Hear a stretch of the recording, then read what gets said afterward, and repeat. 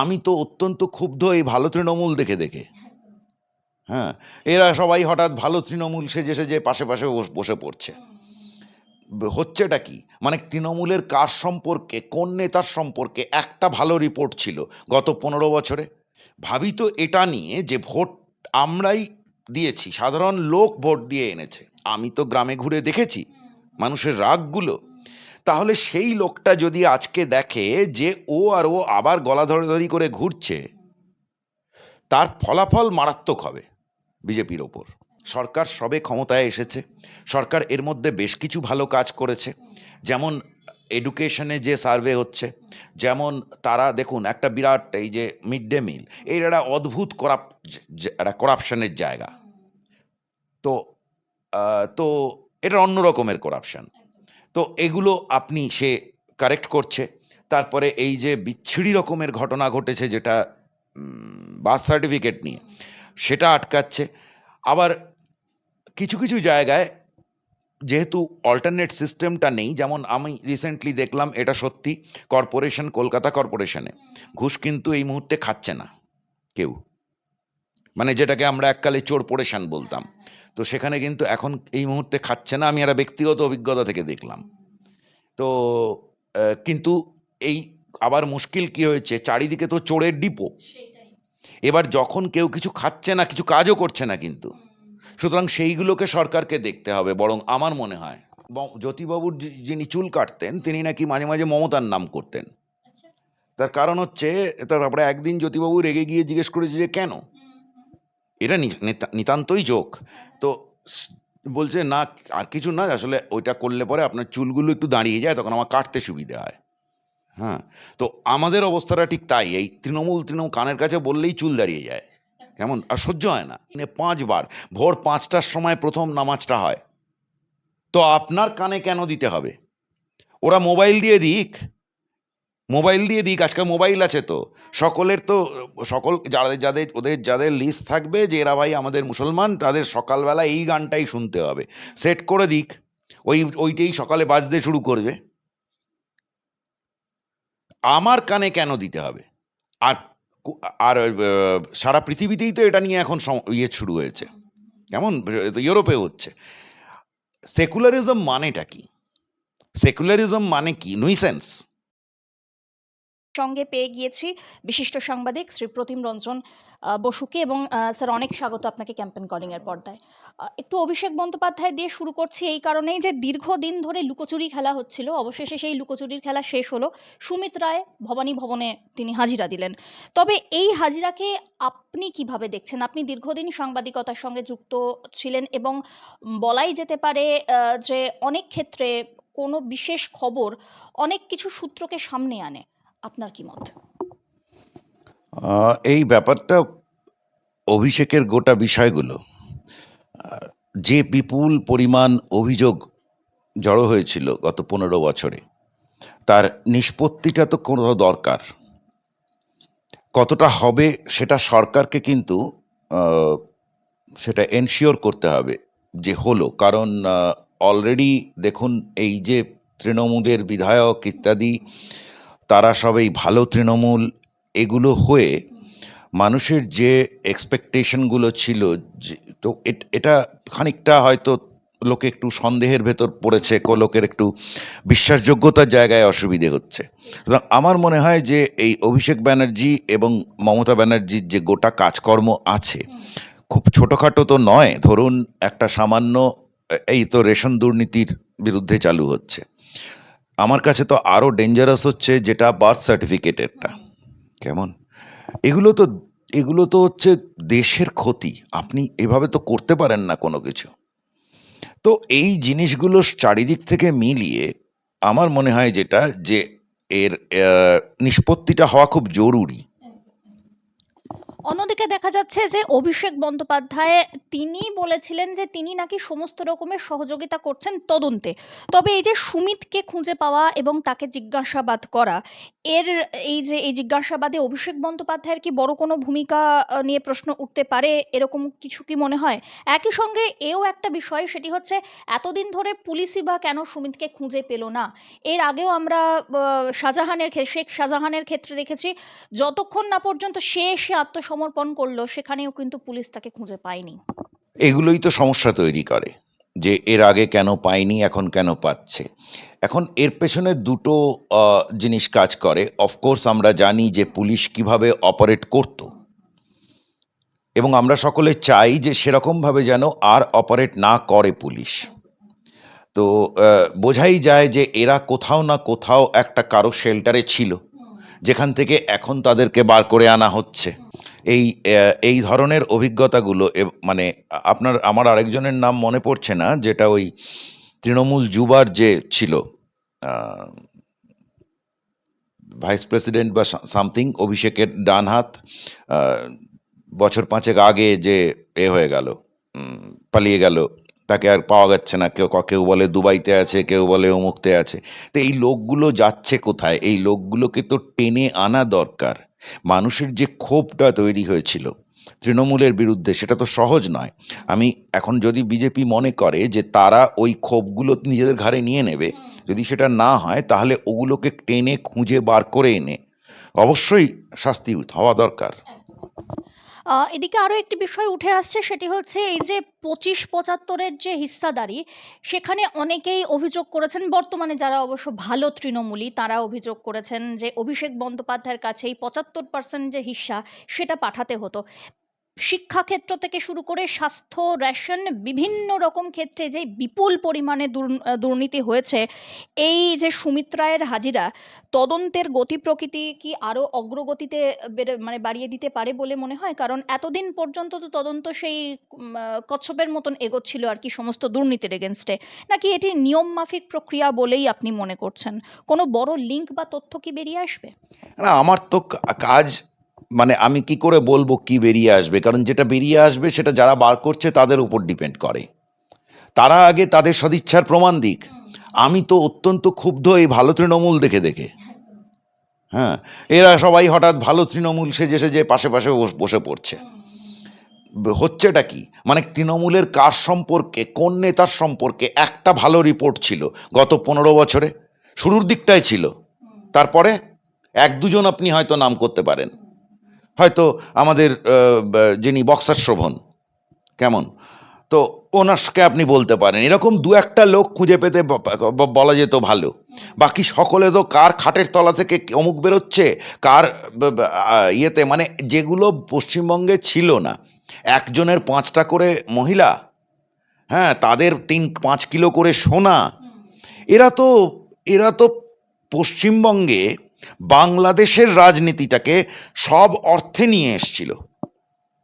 কি করেনি এরা? এমনকি স্লোগানগুলো বাংলাদেশের, এখানটাকে পশ্চিমবঙ্গটাকে আর মানে অন্য দিকটায়, মানে রাজনীতির জায়গায় পশ্চিমবঙ্গটাকে সেকেন্ড বাংলাদেশ বানিয়েছিল, বা second Pakistan, whichever you may say. So it is absurd. এদের নিয়ে কোনো রাজনৈতিক আলোচনা হয় না। একটা মাফিয়া সাম্রাজ্যের মতো একটা ব্যাপার ছিল। সেই মাফিয়া সাম্রাজ্য ভেঙেছে। এখন তার ভেতর থেকে কিছু মাফিয়া, ছোট ছোট মাফিয়া, তাদেরকে আমরা ভালো বলতে রাজি নই।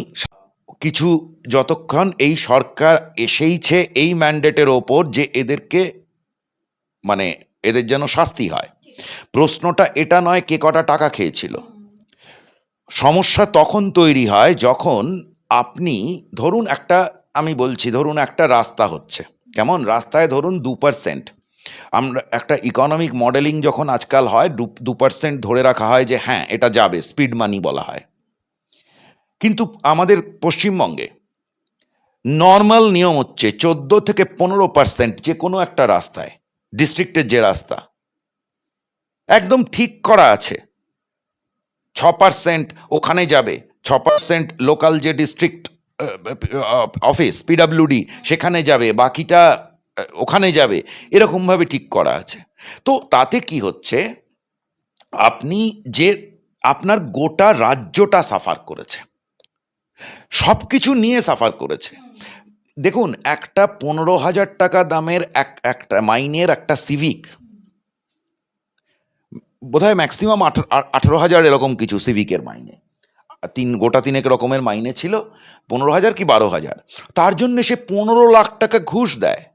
15 লাখ টাকা ঘুষ দিলে 15 লাখ টাকা 30 বছর যদি আপনি রাখেন, মার্কেট ইনভেস্টমেন্ট করেন, মিনিমাম 12% রিটার্ন ধরে কত হয়, আর 15,000 টাকা মাইনে পেয়ে 30 বছরে কত মাইনে হয় আপনি দেখবেন, পে ব্যাক নেই।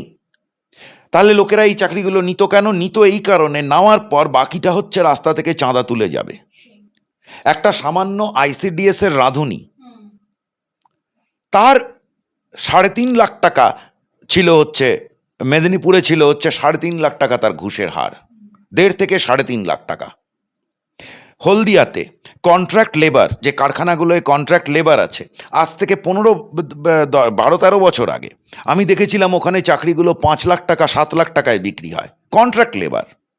তো এটা মানে কি? মানে হচ্ছে যে এগুলো আপনি এমন একটা সিস্টেম করে দিলেন যেখানে মাইনেটা দিয়ে কিছু এসে যায় না।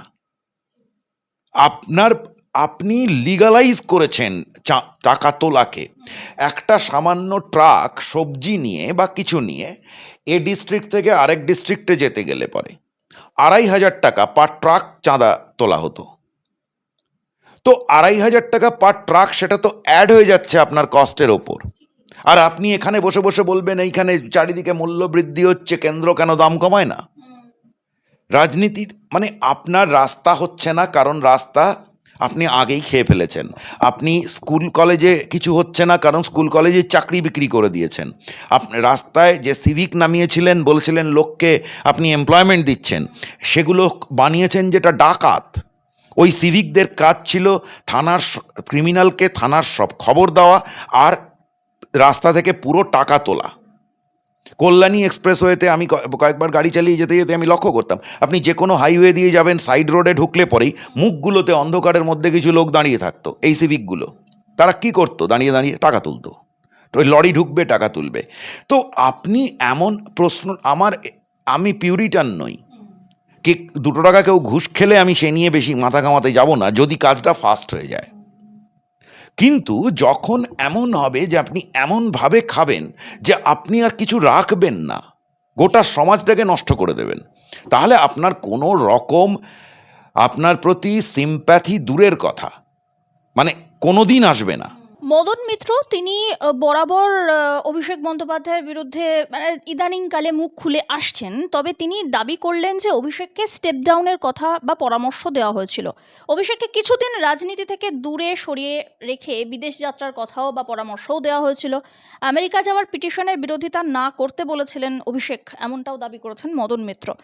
অভিষেক কি সত্যি রাজনৈতিক চাপ থেকে বেরিয়ে আসার জন্যই এত সমস্ত কিছু কীর্তি করেছিল, নাকি আমাদের সাংবাদিকতার জীবনে হোক কিংবা রাজনীতিতে এই সেটিং তত্ত্ব বলে একটি প্রচলিত কথা আছে, কোথাও না কোথাও বিজেপির সঙ্গে তলে তলে সেটিং করার জন্য অভিষেক বন্দ্যোপাধ্যায় চেষ্টা করছিলেন? সে তো করবেই, ওর আসল লক্ষ্য রাজনীতি ফাজনীতি না। It was an empire, money minting empire. তো মানি, হিউজ ইনভেস্টমেন্টস আছে রাজ্য জুড়ে, কেমন?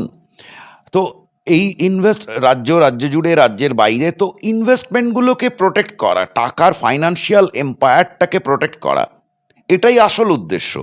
সুতরাং সেটা যদি কোনো জায়গায় গিয়ে সেরকম যদি ঘটে, আমার মনে হয় না, কখনোই মনে হয়নি এসব। ওই জন্য প্রথমেই বললাম যে রাজনীতিটা করলো কবে? তো এখন সে চেষ্টা করবে ফাইন্যান্সিয়াল এম্পায়ারকে প্রোটেক্ট করার। তো সেটা যদি করার জন্যে সে তো অফকোর্স কিছু একটা সেটেলমেন্ট করতে চাইবে। সেটা বদলে সেটা কিভাবে, যদি সেটাতে দেখা যায় যে সেইটা হয়ে গেল, বেরিয়ে গেল, ওই হয়ে গেল, সেই হয়ে গেল, তাহলে অফকোর্স লোকে চটবে। আজ থেকে এখন তো সবে নতুন সরকারের 3 মাস হয়েছে।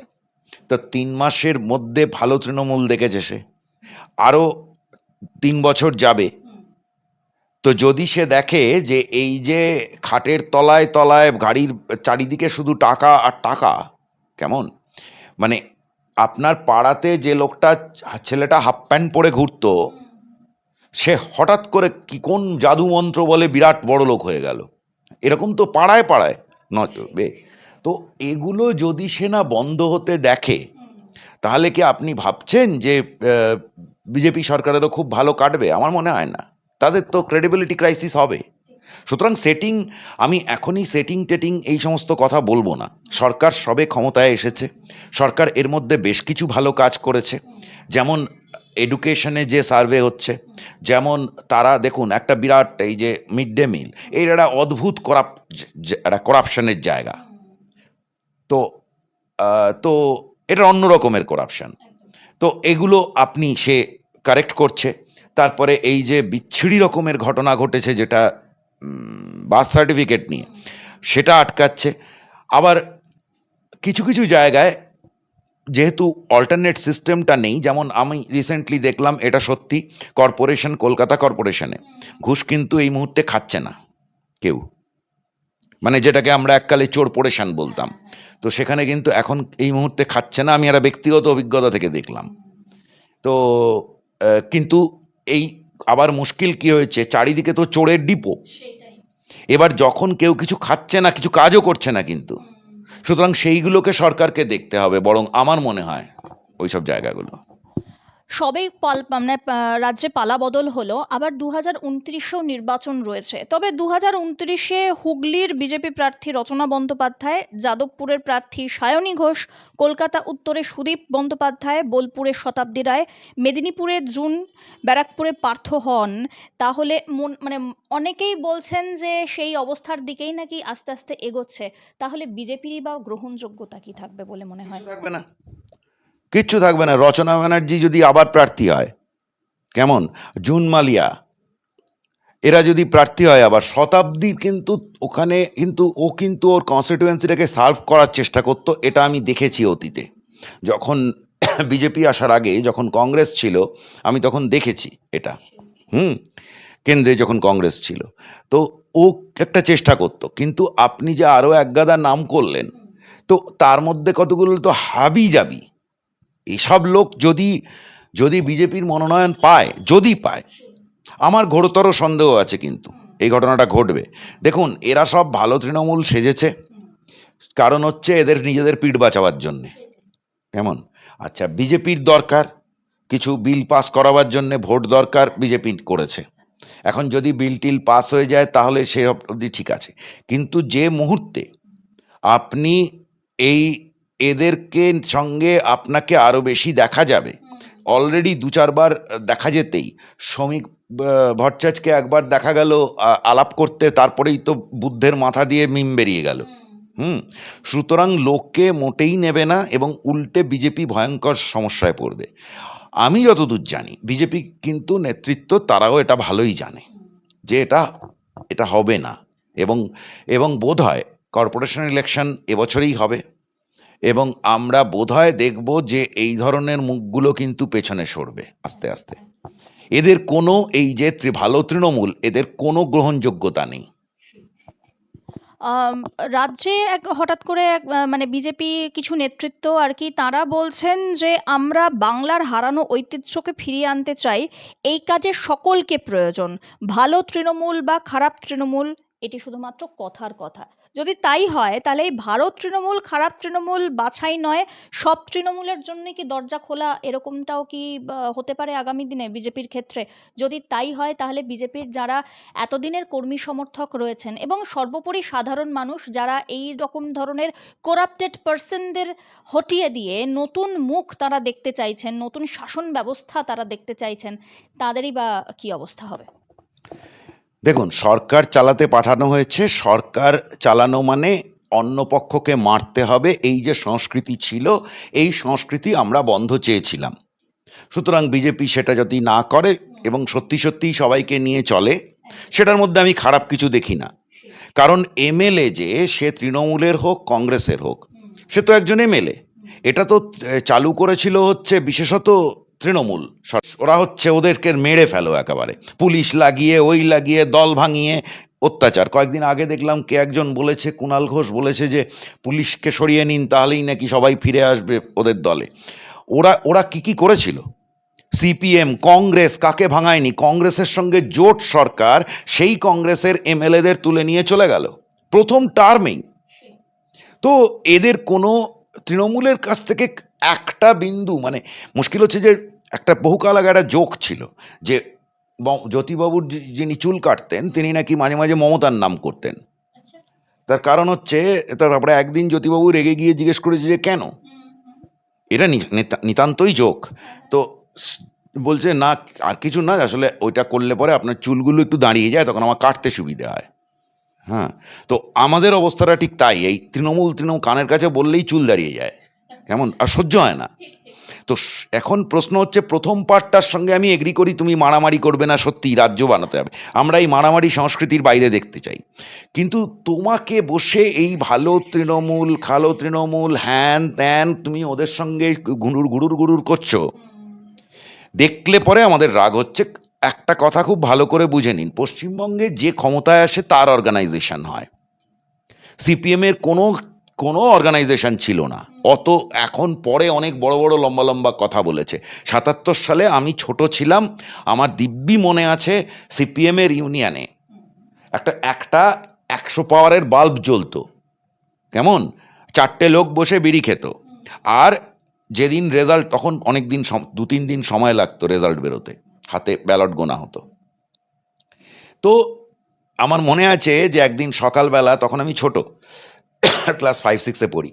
তো সেদিনকে আমি গেছি বাজারে বন্ধুদের সঙ্গে, যা হয় ওই বয়সে, বা মা কিছু বলেছে নিয়ে আসতে, আর আরেক বন্ধু এবারে এখানে তাহলে এইসব হ্যান ত্যান এমন। তো তার মধ্যেই শুনলাম একজন বলল, তোর দাদা কোথায়? বললো ও তো এখন সিটুতে গেছে। সিটুটা কি? তখন আমরা কিন্তু বুঝতে পারছি এত না। তো আমি দেখলাম আমার বাড়ির পাশে ছিল আইএনটিউসি ইউনিয়ন, সেখানে তখন তো মোটরসাইকেল ছিল না, সাইকেলের ভিড় থাকতো, বিরাট সাইকেলের ভিড়। ওভারনাইট গোটা সাইকেলের ভিড়টা গিয়ে সিপিএম অফিসে চলে গেল। এইটা হচ্ছে বাংলার সংস্কৃতি, কেমন? এই সমস্ত অর্গানাইজেশনের গল্প অন্য লোককে দিক, যদি অর্গানাইজেশন অত বড় হতো তাহলে সিপিএম ক্ষমতার থেকে যাওয়ার পরেই অর্গানাইজেশন উড়ে গেল আকাশে। আর এই যে রাম থেকে বাম থেকে রাম, এসব ওদের গল্প, বেনিফিটের জন্য। সারা ভারতেই দেখুন না, লয়াল ভোটার বেস কতটুকু হয়? বেশি হয় না, 4-5-6%, 8%, তার বেশি হয় না লয়াল ভোটার বেস। তার মানে এখানে বিজেপির কর্মী সমর্থকদের কি হচ্ছে, তারা কি মনে করছে, এটা নিয়ে আমি ভাবিত নই। ভাবিত এটা নিয়ে যে ভোট আমরাই দিয়েছি, সাধারণ লোক ভোট দিয়ে এনেছে, আমি তো গ্রামে ঘুরে দেখেছি মানুষের রাগগুলো। তাহলে সেই লোকটা যদি আজকে দেখে যে ও আবার গলা ধরাধরি করে ঘুরছে, তার ফলাফল মারাত্মক হবে বিজেপির ওপর। সেটা বিজেপির কিন্তু এই, আমি রিপিট করছি যে সে মারামারি করবে আমি চাই না, কিন্তু গলাগলি করবে এটাও সহ্য হচ্ছে না। কিন্তু চারিদিকে নানান রকম ছবি, নানান রকম আনন্দের দেখা যাচ্ছে, যেটা কিন্তু ভালো লাগছে না। আপনি এক্ষুনি বামফ্রন্টের কথা বলছিলেন, প্রশ্ন শেষ করব সেই বামফ্রন্টের আরও একজন আর কি একদম চর্চিত নেতা বিকাশ রঞ্জন ভট্টাচার্যকে দিয়ে। এই যে মাদ্রাসায় বন্দে মাতরম গাওয়া হবে এরকম যে নির্দেশিকা জারি হয়েছে আর কি, তার বিরুদ্ধে প্রথম থেকেই তিনি তার বিরুদ্ধাচারণ করে এসেছেন। মাদ্রাসায় কেন বন্দে মাতরম গাওয়া হবে সেই নিয়ে তিনি যথেষ্ট ভাবিত, শুধুমাত্র তাই নয়, রীতিমতো আর কি তিনি তো হাইকোর্টে ছুটেছিলেন এই বিষয়টিকে আটকানোর জন্য, অবশ্য সেখান থেকে তাকে ভৎসনা করে আর কি তিনি ফিরে এসেছেন ভৎসিত হয়ে। তবে এই যে মসজিদ থেকে মাইক খুলে নেওয়া হচ্ছে, এরকমটাও যে নির্দেশিকা জারি হয়েছে, তার বিরুদ্ধাচারণ করাতেও তিনি সরাসরি একদম চলে গিয়েছেন আর কি আদালতের দরবারে। তিনি বলছেন যে আগামী দুর্গাপুজো যে আসছে আর কি, সেখানেও তো মাইক বাজানো হবে, তাহলে যদি এই মসজিদ থেকে মাইক খুলে নেওয়া হয়, তাহলে যদি দুর্গাপুজোতে মাইক বাজে তারস্বরে, তার বিরুদ্ধেও আমি আদালতে যাব। এ ব্যাপারটা কি ভালো হবে? না, উনি এখানকার আদালতে কেন, উনি ইউএনএ চলে যান, সেসব ঠিক আছে। এসব নুইসেন্স বেশিক্ষণ হবে না। প্রথম কথা হচ্ছে, আমি কালকেই টাইমস অফ ইন্ডিয়ায় খবর বেরিয়েছে, সরকার 4,000 মসজিদের মাইক খোলা হয়েছে, 1,000 মন্দিরের, কেমন? এবং সেটাও জোর খাটিয়ে না, মসজিদের লোকেরা নিজের। সিপিএমের সমস্যাটা, সিপিএম তো একটা, সিপিএমকে কেন সহ্য করা যায় না, যে ইনফ্যাক্ট কোনো পার্টি যারা এনআরকিকে প্রশ্রয় দেবে তাদেরকেই সহ্য করা যায় না। সেটা হচ্ছে রুলটা কি, রুলটা কি? কোন রুলে ছিল যে দিনে 5 বার আমার কানের গোড়ায় চোঙা ফুঁকে আমার এইখানটায় আমি যেখানে আছি সেখানে এই অত্যাচারটা নেই, একটু চলে যান না কামালগাজি ওইসব চত্বরে চলে যান, দিনে 5 বার ভোর 5টার সময় প্রথম নামাজটা হয়। তো আপনার কানে কেন দিতে হবে? ওরা মোবাইল দিয়ে দিক, মোবাইল দিয়ে দিক, আজকাল মোবাইল আছে তো সকলের, তো সকল যাদের যাদের ওদের যাদের লিস্ট থাকবে যে এরা ভাই আমাদের মুসলমান, তাদের সকালবেলা এই গানটাই শুনতে হবে, সেট করে দিক, ওইটাই সকালে বাজতে শুরু করবে। আমার কানে কেন দিতে হবে? আর আর সারা পৃথিবীতেই তো এটা নিয়ে এখন ইয়ে শুরু হয়েছে, কেমন ইউরোপে হচ্ছে। সেকুলারিজম মানেটা কি? সেকুলারিজম মানে কি? নুইসেন্স? নুইসেন্স না। সেকুলারিজম মানে হচ্ছে যে তোমার নিজের ধর্মে পালনের অধিকার আছে, কিন্তু তোমার ধর্ম পালনের অধিকার আছে মানে তুমি রাস্তায় বেরিয়ে ওই ইয়ের সময় যে যেটাতে ওই তরোয়াল টরওয়াল নিয়ে বেরোতো, মহরম, মহরমের সময় গত বছরে হাওড়া স্টেশনের সাবওয়েতে, ট্রেনের লোকাল ট্রেনের ভেতর ওই তরোয়ালের খোঁচা খেয়ে লোকে ইনজিওর্ড হয়েছে। এটা আমিও তো যত মানে সারা জীবন দেখেছি। ওটার থিম আলাদা ছিল। শবে বারাত যে ইয়েটা হয়, শবে বারাত হচ্ছে আসলে একটা খুবই মানে দুঃখ প্রকাশের দিন। সেই শবে বারাতে এখানে আমাদের এখানে যেটা হয় সেটা হচ্ছে একবারে মাইক ফাইক লাগিয়ে একটা হইচই। আমার বক্তব্য হচ্ছে আমি মন্দির মসজিদ কেউই যদি আমার পেছনে মাইক দিয়ে যে শব্দটা আসে সেটা, এমনকি পটকার আমরা বিরুদ্ধে কেন? ওনার এত গায়ে লাগে কেন সর্ব ব্যাপারে? আমি তো পটকার বিরুদ্ধে, শব্দের বিরুদ্ধে। কলকাতা শহরে সারা দিন ক্যাও ক্যাও ক্যাও ক্যাও শোনার পর তারপরে আমাকে ওর শুনতে হবে দিনে 5 বার নামাজ। ও যদি আমার কানে দিনে 5 বার করে যদি কেউ মন্দিরের ইয়ে দিত, আমি সেটার প্রতিবাদ করতাম। আর সরকার তো সব পক্ষকেই খোলাচ্ছে। মসজিদে মাইক লাগানো হয় বলেই এটা খুলছে বেশি, আর বেশি এখানে এটা নিয়ে বেশি কিছু বলার নেই। আমি একদম মানে এই জায়গাগুলোতে নেওয়া যাচ্ছে না, নুইসেন্স বেশি করলে পরে নিজেরাই বিপদে পড়বে।